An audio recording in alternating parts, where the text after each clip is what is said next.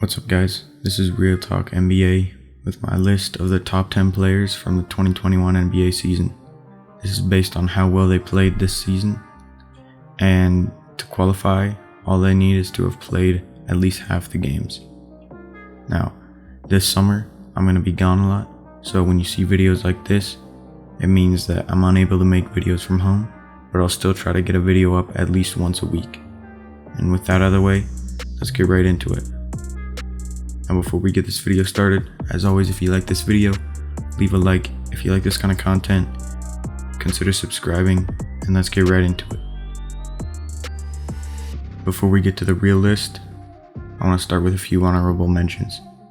First, Kevin Durant, who would be on this list if it wasn't for his injuries, keeping him to play less than half the games. And second is Jason Tatum, who went crazy late in the season and in the playoffs before his hot streak was inevitably cut short by the Nets. Now, starting off at number 10, we got Chris Paul. It may be controversial, but I don't think it should be that much of a hot take. He took the Suns from a 10th seed to a 2nd seed without much roster change outside of himself. His leadership is what brings him here. His stats aren't very good on paper, but the fact that he can make that much impact on a team means a lot. He's a solid scorer, really good playmaker and defender, and best of all, he's a winner. And as of recording this, he's led the Suns to be on track to beat the Lakers in the first round. So, Chris Paul takes the first spot on this list.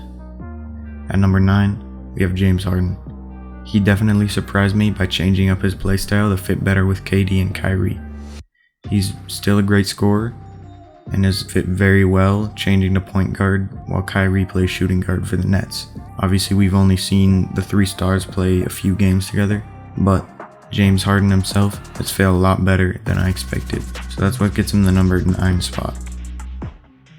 At number 8, we got Joel Embiid. He slowed down considerably since the start of the season when he was my number 1 MVP candidate, but that does not mean he's still not putting up MVP numbers. He's physically more dominant than almost anybody in the league except for one, who we'll get to later. He's a great defender and a great scorer, and brings almost anything you'd need from a center. It's unfortunate that his injury slowed him down, because at the rate he was going at the start of the season, he would have been the MVP. Next up at number 7, we got Damian Lillard. What can I say? He just broke the all-time playoff record for threes in a game. Offensively, he's on a level above elite. There's really no good way to guard him, and the fact that he's still at 7 just shows how much talent there is in the league. He's an efficient scorer and can shoot from almost anywhere in the court. At 6th place, we have Luka Doncic. He had MVP expectations coming out the gate, so when he didn't initially meet that at the start of the season, a lot of people were disappointed, but he only got better as the season went on. Averaging 27, 8, and 8 on the season as a whole, on decent shooting splits, he's been amazing, and in the playoffs, he's been even better, averaging 35 points per game. He's a great player, and in a few years, will definitely be one of the top players in the league, but he's not quite top 5 yet. Now for the top 5, starting in 5th place with Kawhi Leonard. I shouldn't have to say much to defend this. There isn't anything Kawhi can't do. He's one of the best perimeter defenders and an elite scorer. After his 2019 playoff run, many people considered him to be the best player in the world, and they had good reason for that.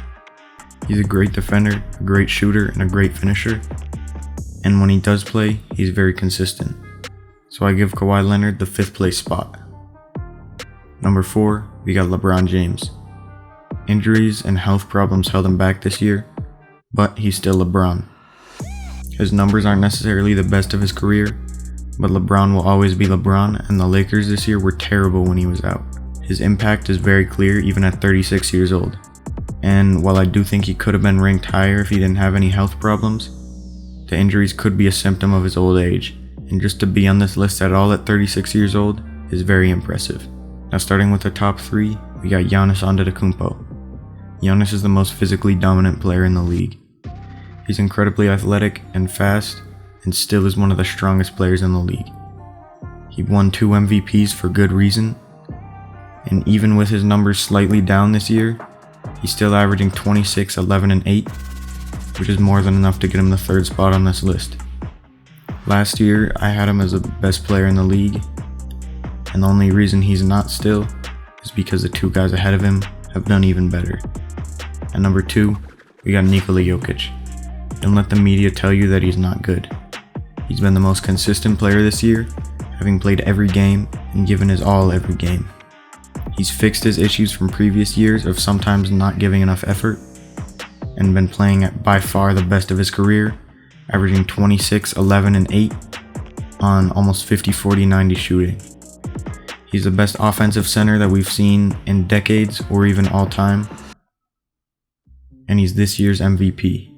The only reason he's not number 1 on this list is because of the crazy pure numbers of the guy ahead of him. That being Stephen Curry of the Warriors. Steph Curry this year has been averaging 32 points per game on insane shooting splits. It doesn't take much to understand why I have him as the best player in the league from last season. He started off the season great and only got better as the year progressed.